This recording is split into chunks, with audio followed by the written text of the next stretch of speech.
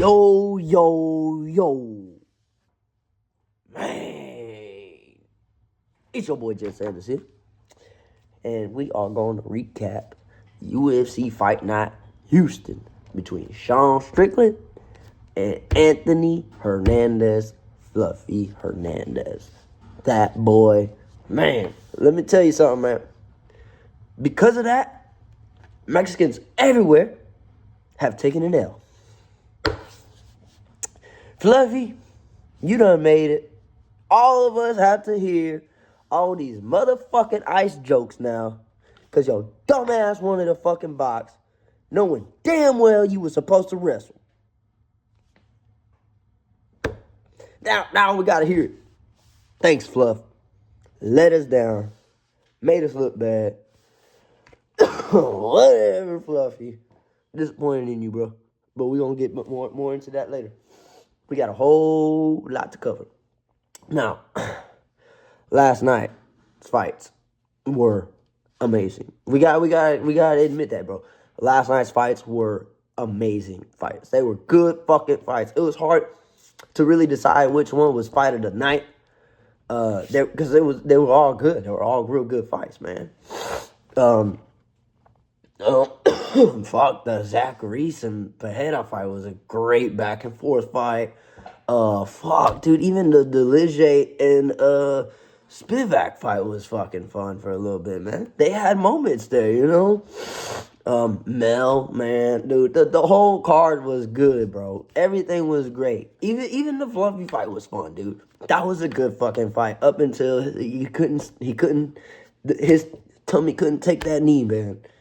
And that was what I was worried about, was him taking a body shot like that. But it's okay. It's all good. Because some of the people that I thought were going to win did win. But most of the people I thought were going to win did not. So, before we get into those winners, though, we got to talk about our boy Carlos Leal, man. That dude had some crazy motherfucking eyes throughout that fight. Now, some of y'all might not watch the prelims. I was watching early prelims. And, man, that boy Carlos, all up in his face, bro. Jaquani was like, what the fuck? And Leal was like, oh my God, bro, get this dude out of here. This dude crazy. He needs, I don't know if he has a nickname. He probably does, but if he doesn't, his name is Carlos Crazy Eyes Leal. That dude was looking at me through the screen. But great performance by him. Great fight, too. That was a great, final fight for the prelims to go on to the main card. And we got Reese and Fajeda for the first fight of that main card. Now, I ain't gonna cap to you guys. I missed the first round in that fight. Mostly because, we're trying to get the Ryan Garcia and Marios Barrios fight going. And some stuff got me interrupted in it. And then when I came back, round one was already over. So I was like, fuck, I missed it. But it's all right. It's all good.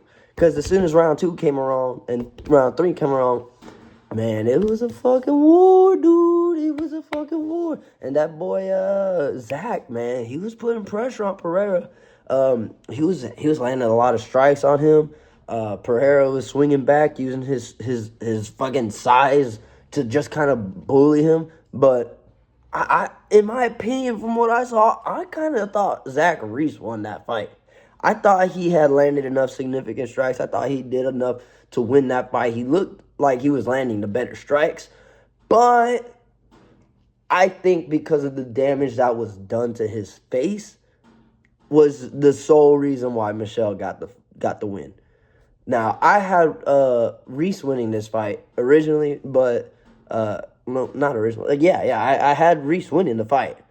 But you know, I can see why Pereira won off damage. So, I'd call it I don't want to call it a robbery because I didn't even get to watch the first round. I'll just say this. From what I saw, I can see why they gave it to Pereira. But I thought Reese should have won that fight.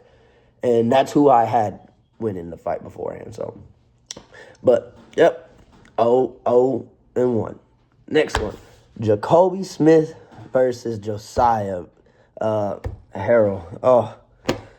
Why did they let him in there? That man got knocked out brutally. He did not look like him and Jacob Smith were even on the same level. And Josiah got him to the ground, and then Jacoby reversed it, got him in a crucifix, and started elbowing him right on the scar that homeboy had. He was out bad. It was bad. And then the fucking ref went in and stopped it late as fuck. And then pushes fucking Jacoby. Like, dude, that's your job, bro. You're supposed to stop the fight, not him. So, anyways, fucking Jacob Smith calls out Kevin Holland. They both from Texas. That's gonna be a good one right there, bro. And I can see that happening too. Jacoby Smith will probably knock out Kevin Holland, dude. That dude's a fucking animal. That was brutal. Savage. That man right there is a problem. So keep an eye on that dude, man. That dude Jacob wasn't playing around. And I had Jacob winning that fight. So 1-1. Way to go. But anyways, next one we got Ante Delije versus Sergey Spivak. Wow. So I don't think anybody saw this coming. I don't think anybody saw Sergey Spivak outstriking Ante Delije, who was a former, like, he comes from just striking, bro. His whole background is striking, and he couldn't figure out his basic 1-2. And that's the thing about a lot of these MMA fighters, a lot of these kickboxers, a lot of these strikers that don't know how to box. When they fight somebody with a basic 1-2, with a basic boxing skill, they get cooked.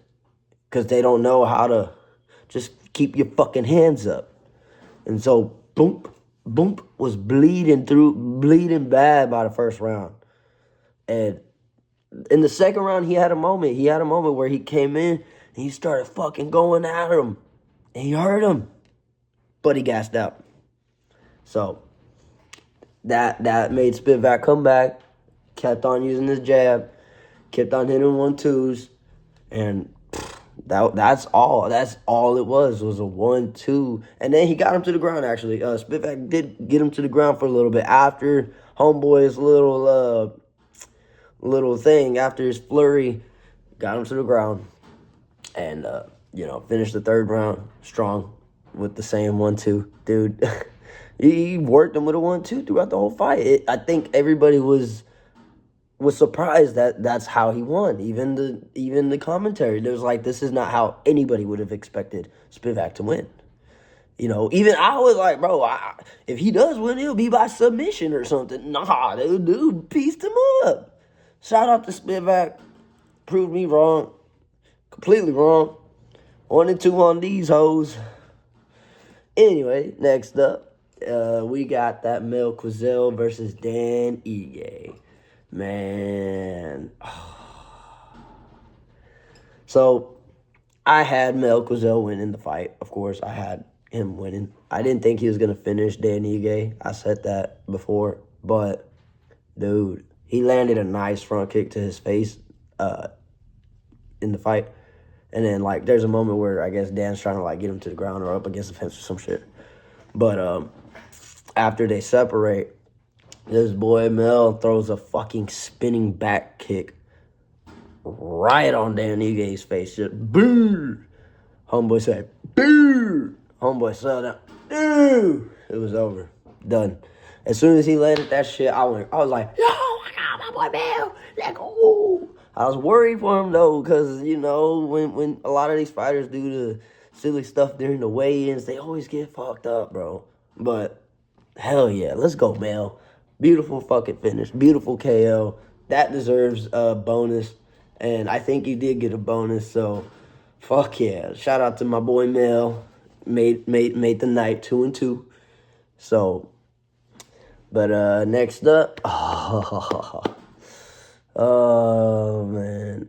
Eros Medic brutally KOs Jeff Neal in his home crowd. Now, I'm a Texas boy, and once I seen homeboy was from Austin, Texas, immediately going for bro. Immediately. That's my gotta go for him. Hey, but you know what too? He had hands. He got hands. I thought, hey, bro, he gonna box with him. He gonna stand with him. And Jeff got some good boxing.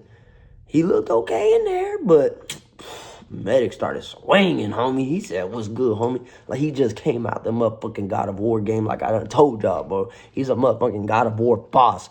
Eros Medic. Like, bro, get out of here, dog. Who is this guy? They probably gonna make him and Jacoby fight next, probably. Shit. I think they should give him Leon Edwards, though. Fuck it, why not? Give him Leon.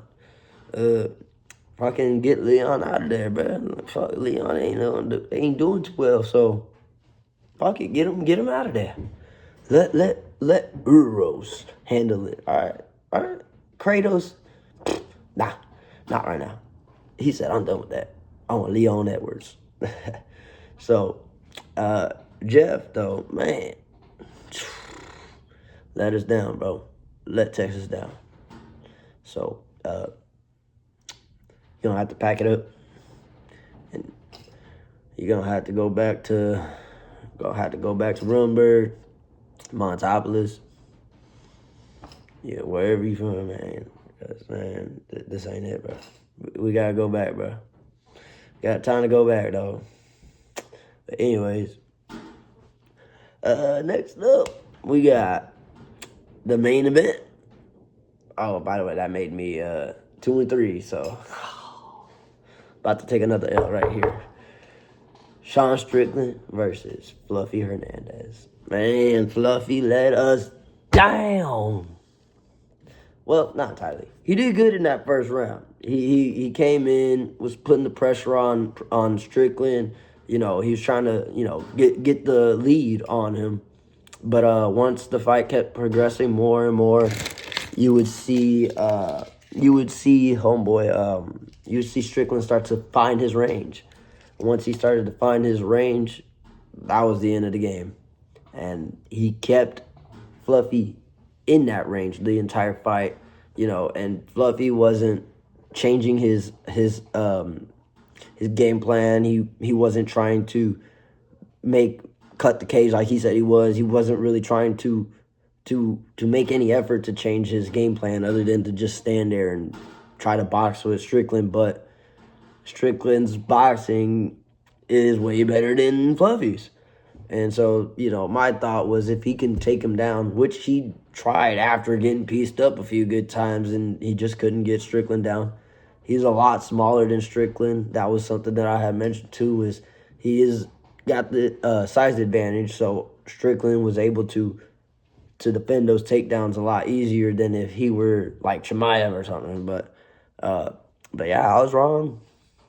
Thought Fluffy had the weapons to do it, which he does, but he hasn't perfected those the same way.